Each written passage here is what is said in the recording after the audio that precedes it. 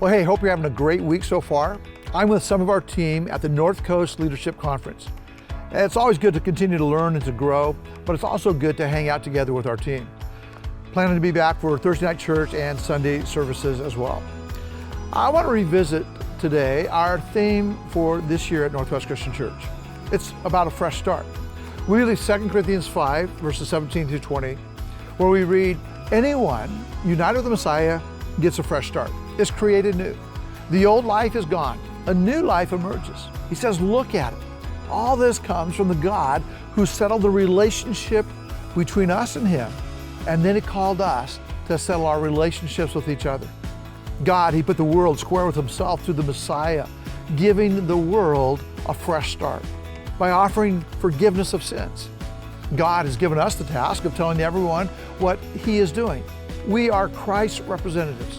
And God uses us to persuade men and women to drop their differences and enter into God's work of making things right between them. We're speaking for Christ Himself now. Become friends with God. He's already a friend with you.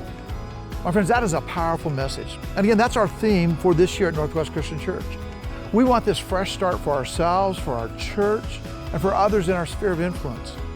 In fact, in this previous series, we asked you to write some names down of people that you believe could use a fresh start. And over 3,000 names were put into these golden bowls. And we're asking you to pray between now and Christmas for the names that you wrote down. And then we said we're going to pray as a church as well for all these names. Now, these golden bowls were chosen for a very special reason as well. In Revelation chapter 5, there's an image of a throne room in heaven before God. Everyone is bowing down before God, and they're saying, worthy is the Lamb who was slain.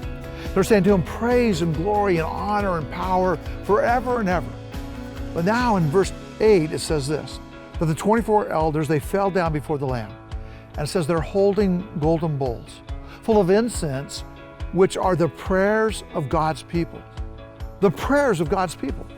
Our prayers are right there in front of God, in the very throne room of heaven itself. My friends, there's power in prayer. So whose name do you want to be in this bowl? Whose name do you want to be in the throne room of heaven before God? I'm telling you, it's there because you're praying for them.